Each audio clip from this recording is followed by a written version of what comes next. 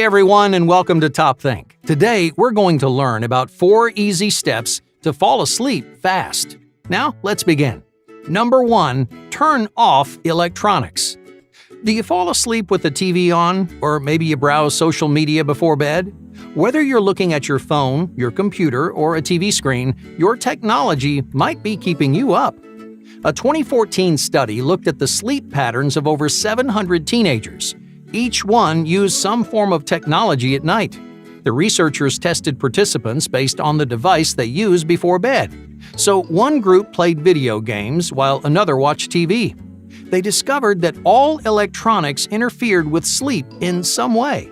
Playing video games delayed sleep onset. Watching TV led to early rising. Even listening to music increased the risk of having nightmares. But every technology had one thing in common. They all made it harder to fall asleep.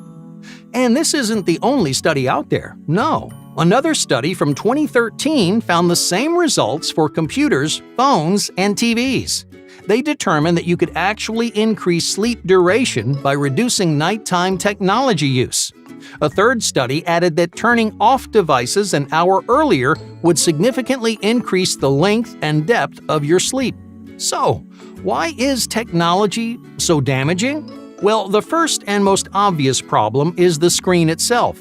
Computers, phones, and TVs emit what's called blue light, which restricts the production of a hormone called melatonin.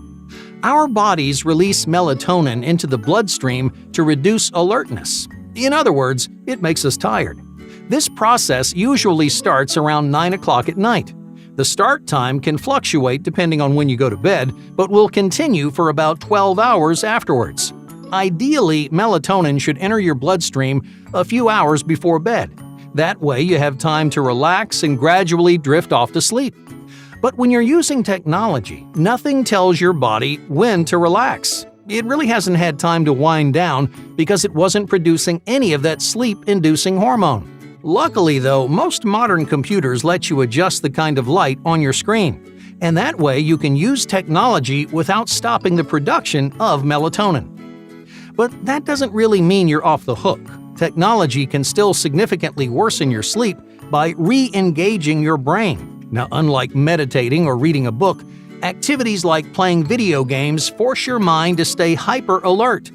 They require you to be focused and vigilant, which is mentally stimulating. So when you try to sleep, your brain gets confused. It can't jump from excitement to relaxation in the blink of an eye.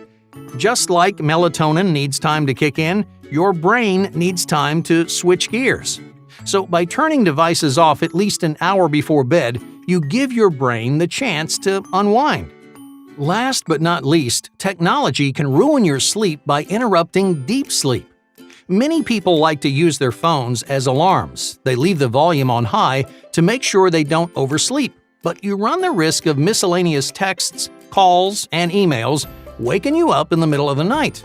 Now, on the surface, this doesn't seem like much. So why does it matter if you occasionally wake up to check your phone? Well, those tiny interruptions make a huge difference in sleep quality.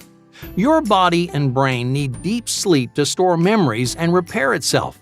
But you need hours of uninterrupted sleep to get there. If your phone is waking you up, it's stealing time that your body and your brain needs to rejuvenate. Number 2. Eat right. After decades of research, nutritionists still don't agree on whether or not eating at night is good for you. Some say that eating at night accelerates weight gain, while others insist that it speeds up your metabolism. It also doesn't help that most real data on the subject is muddled by popular myths. A common myth is that food eaten at night is more likely to be stored as fat. A 1988 study showed, however, that your average metabolic rate is the same at night as it is during the day. Another myth is that calories are worth more in the afternoon. In other words, 100 calories in the morning is worse than 100 in the evening. I hear this one all the time, yet no study has ever proved this to be true. Despite all of this confusing evidence, there is one thing that is consistently true. Eating certain foods before bed will stand in the way of your sleep. When people think about eating at night, they focus primarily on when they're eating. Now, you might think if your timing is right, then you can eat anything without experiencing any negative side effects. You might have tried eating an early dinner to give your body time to digest. Or maybe you try weighing your meals differently. You might eat a giant breakfast and lunch, followed by a tiny dinner. But will any of this really improve the quality of your sleep? The truth is that when you eat is far less important than what you eat. Food containing sugar, caffeine, and cheese make it harder to fall asleep. Similar to blue light, they keep your brain feeling alert, which is exactly what you don't want before bed. Foods that are either spicy or high in fat can cause restlessness due to slow digestion or heartburn. Even healthy foods containing lots of water can create issues. If you eat a bunch of melon or celery, well, you're almost guaranteed to wake up with a full bladder. So instead of worrying about when you eat, focus on choosing the right foods.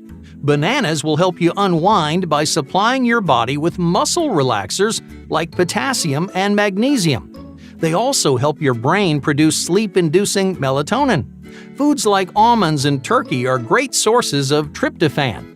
Tryptophan stimulates the production of serotonin, which directly influences your sleep cycle.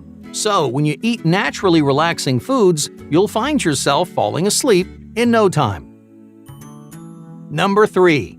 Stay out of bed. You can also fall asleep faster by reserving your bed exclusively for sleep. Do you often eat, watch TV, or play games in bed? Do you ever use your bed as a workspace? Now, while it's certainly comfier, these habits may be interfering with your sleep. Our brain naturally associates behaviors and places together. For example, when you go to work, your brain recognizes where you are and what that means. You don't feel like watching a movie or kicking your shoes off because that's not what you do in this environment. But if you start binging Netflix at work, your brain would start to associate the two together. So the same thing applies to your bed. When you work in bed, you're creating new associations.